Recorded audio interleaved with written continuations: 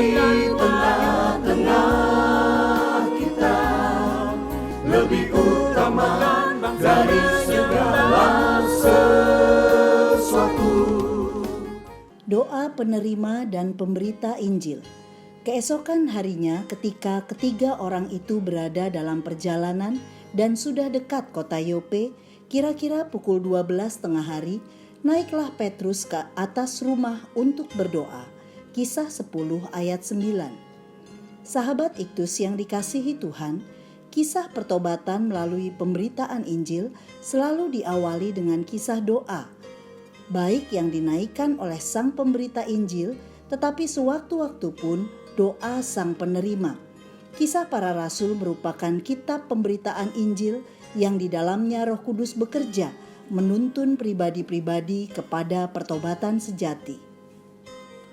Rasul Petrus menjadi orang pertama pemberita Injil bagi orang non-Yahudi ke dalam jemaat Kristen. Sedangkan Kornelius adalah seorang perwira kepala pasukan Romawi, merupakan orang non-Yahudi pertama yang diterima sebagai keluarga Allah.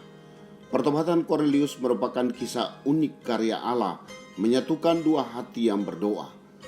Kornelius berdoa dalam keberadaannya sebagai orang yang belum percaya dan Petrus sebagai orang yang percaya.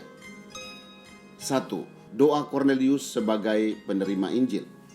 Kornelius adalah seorang perwira pasukan yang disebut pasukan Italia, ayat 1. Sebagai seorang Roma, dalam dirinya mengalir darah militer yang kuat. Ia adalah orang sukses. Kornelius termasuk golongan orang saleh. Ia serta seisi rumahnya takut akan Allah. Ia memberi banyak sedekah kepada umat Yahudi dan selalu berdoa kepada Allah, ayat 2. Serta tulus hati, ayat 22. Ia adalah orang beragama. Meskipun ia adalah orang sukses dan beragama, namun ada sesuatu yang sangat berharga yang belum dimilikinya. Tuhan menyatakan kasih karunia melalui doa yang dipanjatkannya. Dalam suatu penglihatan, malaikat Allah berkata kepadanya, Kornelius, ayat 3. Semua doamu dan sedekahmu telah naik ke hadirat Allah dan Allah mengingat engkau. Ayat 4. Malaikat Allah menyatakan padanya untuk menemui Petrus agar menerima apa yang belum dimilikinya. Ayat 3 sampai ayat 8. 2. Doa Petrus sebagai pemberita Injil. Petrus memiliki waktu berdoa pribadi sebagaimana dilakukan orang Yahudi pada umumnya 3 kali sehari. Bandingkan Daniel 6 ayat 10. Dalam doanya, ia menerima penglihatan dari Tuhan, ayat 10 sampai 16. Ia melihat langit terbuka dan turunlah suatu benda berbentuk kain lebar yang bergantung pada 4 sudutnya. Di sana terdapat berbagai jenis binatang berkaki 4, binatang menjalar dan burung. Lalu kedengaran suara, bangunlah, hai Petrus, sembelihlah dan makanlah. Petrus berpegang pada keyahudiannya dan tidak mengindahkan ajakan itu. Ayat 14. Ia belum memahami maksud Tuhan bahwa kain yang berisi berbagai hewan haram itu melambangkan orang-orang non-Yahudi dari segala bangsa. Apa yang dinyatakan halal oleh Allah, tidak boleh engkau nyatakan haram. Ayat 15. Inilah cara Tuhan menyadarkan Petrus tentang keselamatan bagi bangsa-bangsa. Tuhan merobohkan tembok keyahudian Petrus untuk menjangkau segala bangsa. 3. Hasil doa penerima dan pemberita Injil. Indahnya cara Tuhan mempertemukan dua hati yang berdoa. Sementara Petrus bertanya-tanya apa artinya penglihatan itu. Orang suruhan Kornelius datang untuk menemuinya, ayat 17. Hingga Petrus bertemu Kornelius, ia telah memahami maksud Tuhan.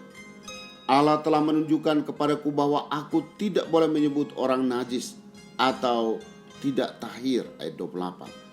Pikirannya yang membatasi jangkauan pemberitaan Injil dihancurkan oleh Allah.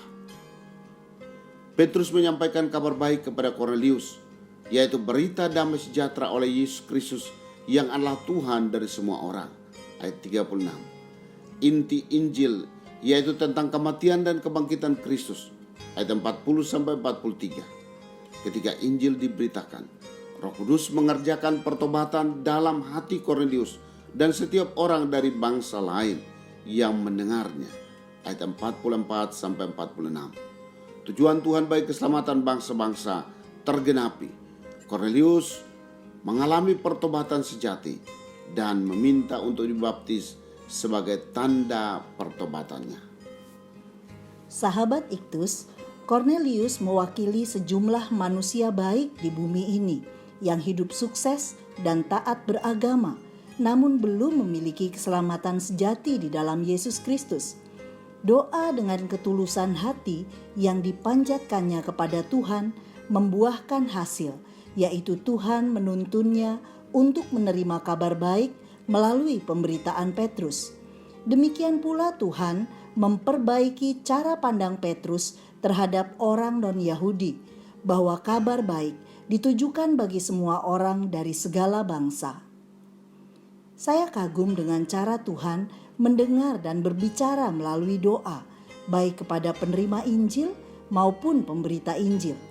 Kisah ini membawa saya untuk memahami bahwa tidak cukup menjadi sukses dan taat beragama, tetapi seorang haruslah memiliki Yesus sebagai Tuhan dan Juru Selamat pribadinya. Dari sisi lain, saya belajar untuk tidak membeda-bedakan orang dari berbagai suku atau status sosial, bahwa Yesus adalah Tuhan bagi semua orang, sehingga setiap orang membutuhkan Injil yang menyelamatkan. Sahabat Iktus yang dikasihi Tuhan, apakah saya merasa cukup dengan segala kesuksesan dan ketaatan beragama yang sekedar formalitas? Apakah saya masih membeda-bedakan orang dalam pemberitaan Injil?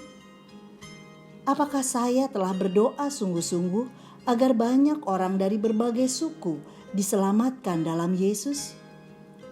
Tuhan Yesus, saya telah menerima Engkau karena ada orang yang memberitakan Injil kepada saya. Saat ini ada begitu banyak orang di seluruh dunia yang berdoa mencari kebenaran, tetapi belum mengenal Engkau. Pakailah saya untuk berani memberitakan Injil yang menyelamatkan kepada setiap orang dari segala suku bangsa. Saya mau setia berdoa karena Engkau berbicara, menyatakan kehendak-Mu melalui doa. Amin.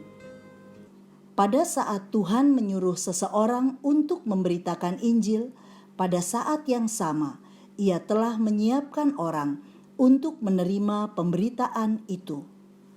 Kristus ada di tengah-tengah kita, lebih utama dari segala sesuatu.